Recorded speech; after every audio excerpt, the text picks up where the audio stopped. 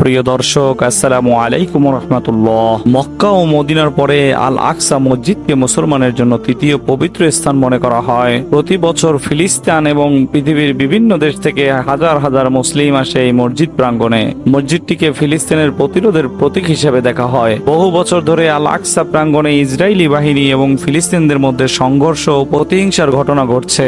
কিন্তু এই স্থানটি এত স্পর্শকাতর কেন? এজন্য ফিরে তাকাতে হবে ইতিহাসের দিকে। মসজিদুল আকসা বা বাইতুল মুকাদ্দাস মুসলমানদের জন্য অত্যন্ত গুরুত্বপূর্ণ একটি জায়গা। এই মসজিদের বহু ফজিলত এর আগে কুরআন হাদিসে বর্ণিত হয়েছে। ফিলিস্তিনের মসজিদুল আকসা হলো মুসলিমদের প্রথম কেবলা। চারদিকে মুখ করে রাসূলুল্লাহ সাল্লাল্লাহু আলাইহি সাল্লাম ও মুসলমানেরা 10 বছর যাবত নামাজ আদায় করেছেন। সূরা বাকারা এ ব্যাপারে বর্ণনা রয়েছে। নবীজি মনে প্রাণে চেয়েছিলেন মক্কাকে কেবলা বানাতে, আল্লাহ তাআলা মক্কাকে কেবলা বানিয়েছেন। কিন্তু মসজিদুল আকসা মুসলমানদের প্রথম কেবলা হওয়ার কারণে এই মসজিদের গুরুত্ব অনেক বেশি। মসজিদুল আকসা আল্লাহর জমিনে নির্মিত দ্বিতীয় মসজিদ। মসজিদুল হারামের পরের স্থানে রয়েছে এটি। সুসজ্জিত প্রাচীনতম জেরুজালেম শহরে অবস্থিত মুসলমানদের দ্বিতীয় পবিত্রতম মসজিদ এই মসজিদুল আকসা। এই দুই মসজিদ নির্মাণে ব্যবধান 40 বছর। তবে এক প্রশ্নের জবাবে আবু যার গিফারী রাদিয়াল্লাহু তাআলা আনহুকে বলেছিলেন, মহানবী হযরত মুহাম্মদ সাল্লাল্লাহু আলাইহি সাল্লাম, আল্লাহ তাআলা মসজিদুল আকসা এবং এর আশেপাশে বরকত নাজিল করেছেন। সূরা বনী ইসরাইলের প্রথম আয়াতে বলা হয়েছে, পবিত্র সেই সত্তা যিনি তার বান্দাকে পবিত্র রজনীতে ভ্রমণ করিয়েছেন মসজিদুল হারাম থেকে মসজিদুল আকসা পর্যন্ত, যার আশেপাশে আমি বরকতময় করেছি যাতে আমি তাকে আমার কুদরতের কিছু নিদর্শন দেখিয়ে দিতে পারি। নিশ্চয়ই আল্লাহ সর্বশ্রেষ্ঠ।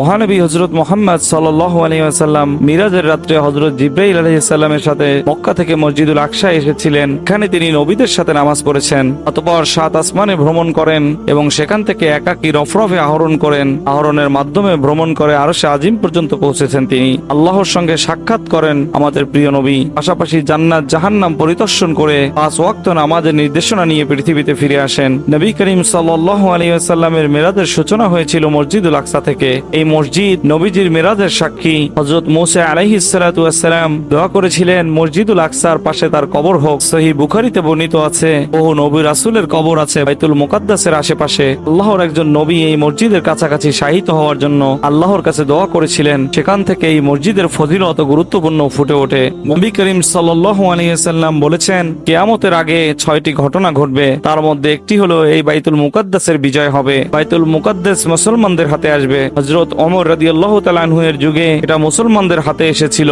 পরে আবার হাত ছাড়া হয়ে গিয়েছে। আবার এটা মুসলমানদের হাতে এসেছে। মুসলমানেরা এখানে সালাত আদায় করে, কিন্তু ইহুদিরা জোরপূর্বক সেই পবিত্র স্থান এবং তার আশেপাশে দখল করে রেখেছে। কিন্তু কিয়ামতের আগে আল আকসা আবার বিজয় করবে মুসলমানরা। আল আকসা সফর করা জায়েজ আছে সওয়াবের উদ্দেশ্যে। পৃথিবীর কোন মসজিদ বা কবরস্থানে দূর থেকে সফর করার নিয়ম নেই, কিন্তু সওয়াবের উদ্দেশ্যে সফর করা জায়েজ আছে 3টি মসজিদে। তার মধ্যে মসজিদুল হারাম, মসজিদে নববী এবং মসজিদ আল আকসা। এই মসজিদের সফরকারীকে আল্লাহ বিশেষ সওয়াব দান করে থাকেন। মসজিদুল আকসায় সালাত আদায় করলে আল্লাহ তাআলা তার সওয়াব 500 গুণ বাড়িয়ে দেন এবং এই মসজিদে কেউ 1 রাকাত সালাত আদায় করলে তার 500 রাকাত সালাত আদায় করার সমান সওয়াব আল্লাহ তাআলা লিখে দেন। সুবহানাল্লাহ। আল্লাহ তাআলা আল আকসা মসজিদে যারা সালাত আদায় করবেন, আল্লাহর রাসূল হযরত মুহাম্মদ সাল্লাল্লাহু আলাইহি সাল্লাম তাদের জন্য দোয়া করে গেছেন। আব্দুল্লাহ ইবনে ওমর রাদিয়াল্লাহু তাআলা আনহু থেকে বর্ণিত, রাসূলুল্লাহ সাল্লাল্লাহু আলাইহি ওয়াসাল্লাম বলেন, যখন সুলাইমান ইবনে দাউদ বাইতুল মুকাদ্দাসের নির্মাণ কাজ সম্পন্ন করলেন, তখন তিনি আল্লাহর কাছে 3টি বিষয় প্রার্থনা করলেন।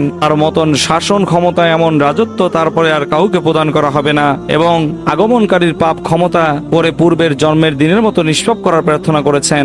নবীজি সাল্লাল্লাহু আলাইহি সাল্লাম তার আবেদনের ভিত্তিতে আল্লাহ তাআলা 2টি তাকে প্রদান করেছেন। তৃতীয়টি কবুল করবেন বলে প্রত্যাশা করছি। সুনানে ইবনে মাজাহ হাদিস নং 1479। নবী করিম সাল্লাল্লাহু আলাইহি ওয়াসাল্লাম থেকে বিশুদ্ধ সূত্রে বর্ণিত হয়েছে যে বাইতুল মুকাদ্দাস ও এর আশপাশের এলাকা হলো হাসরের ময়দান, পুনরুত্থানের জায়গা। হাসরের ময়দানের সূচনা হবে এখান থেকে।